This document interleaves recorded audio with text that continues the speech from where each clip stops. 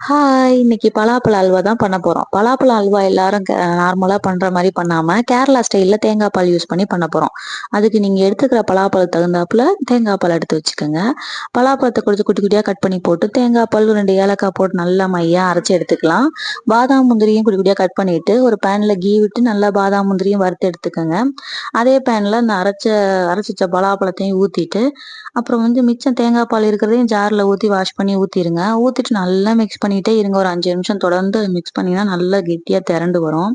இந்த ட்ரெஸ் பார்த்தீங்கன்னா, எங்க அம்மாவோட ஓல்டு சாரீல ஸ்டிச் பண்ணேங்க. நானே ஸ்டிச் பண்ணது.